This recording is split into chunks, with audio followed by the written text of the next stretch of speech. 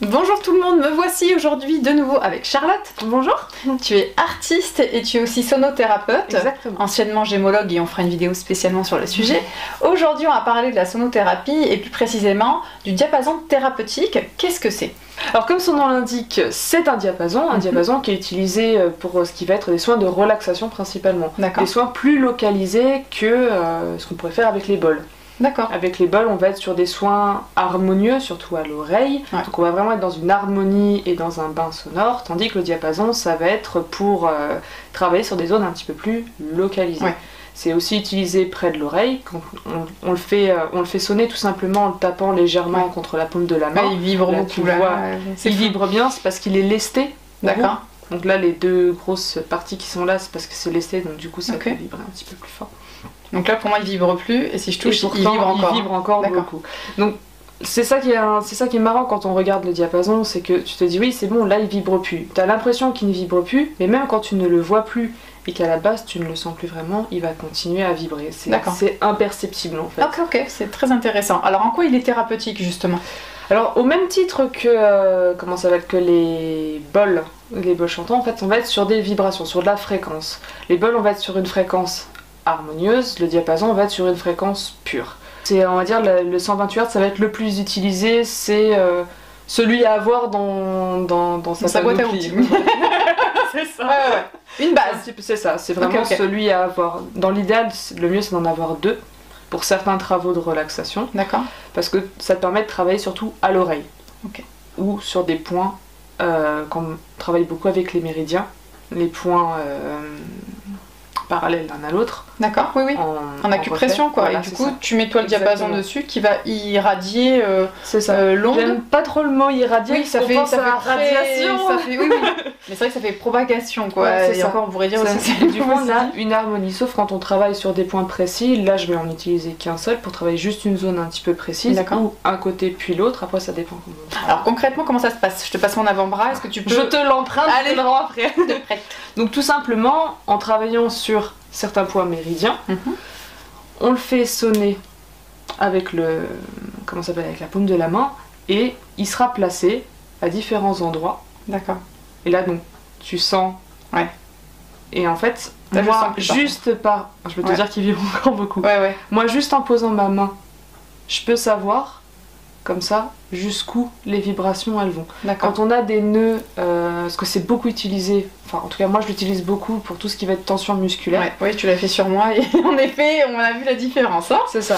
Et en fait, quand t'as un nœud, quelque chose, tu sens que les vibrations elles sont étouffées. Oui. Et donc là, si j'avais un nœud, t'aurais mis ta main là, il aurait... C'est ça. T'aurais rien senti Selon quoi, la c'était distance bloqué. où j'aurais été, vu que ça va être bloqué Bah oui. dans ce nœud énergétique, dans ce nœud même physique, à ce moment-là, donc c'est oui. beaucoup moins diffusé.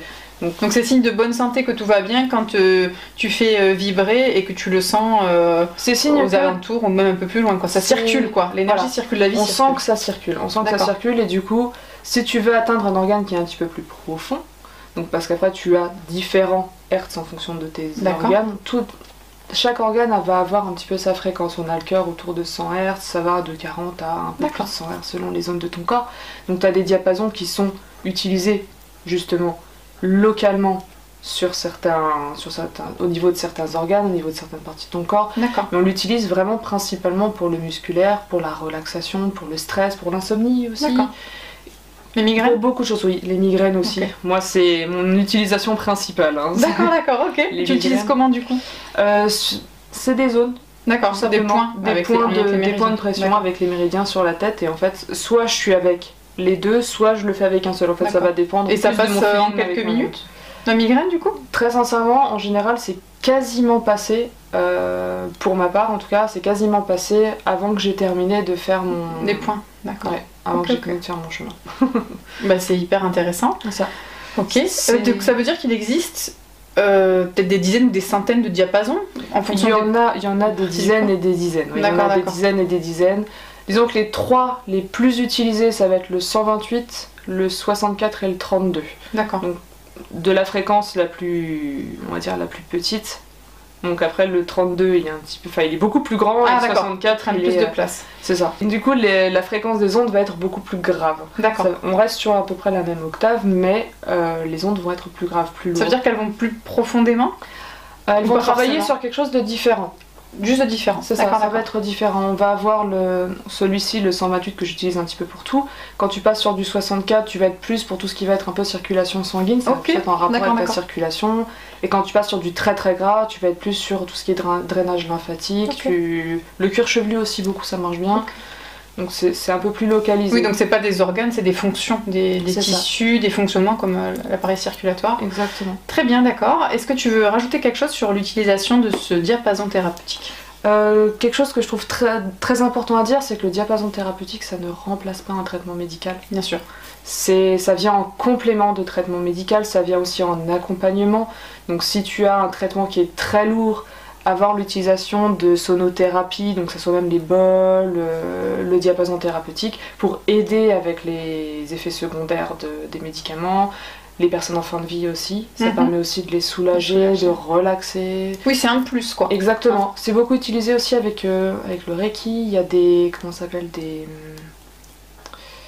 y a des psychothérapeutes qui utilisent ça. Avec les enfants aussi, ça marche très bien. Je me doute. Ils sont tellement réceptifs à tout, beaucoup moins dans le mental. C'est plutôt génial.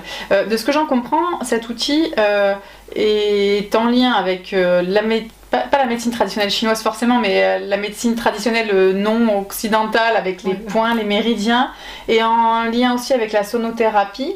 Du coup, il y a un vrai medley hyper intéressant en médecine douce, si je puis dire. C'est un vrai complément de vie, je trouve. C'est ça. Puis on l'appelle aussi, on en parle aussi qu'en tant que... Enfin, je vais pas forcément utiliser le mot médecine, mais en tout cas non invasive. Ça commence à être utilisé même dans le cadre de médecine traditionnelle. C'est reconnu. Il y a un tas de petites choses intéressantes. Il y a des médecins qui ont fait des tests en jouant de la musique pendant des opérations, sur des notes un petit peu particulières, etc. Je trouve ça hyper intéressant. Puis mine de rien, on l'utilise aussi pour tout ce qui est, par exemple, pour les calculs rénaux. D'accord, ok. C'est pas de la sonothérapie. Oui, on est d'accord. Mais c'est des résonances d'ondes qui font détruire les cailloux, c'est ça?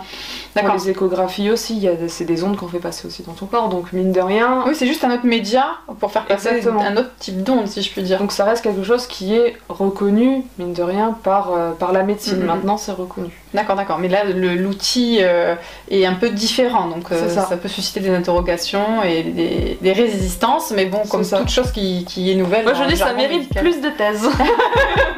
On dit oui, bah parfait. Merci beaucoup Charlotte pour cette lumière. Je t'en prie. Merci à vous de nous avoir écoutés, on vous dit à bientôt. Au revoir.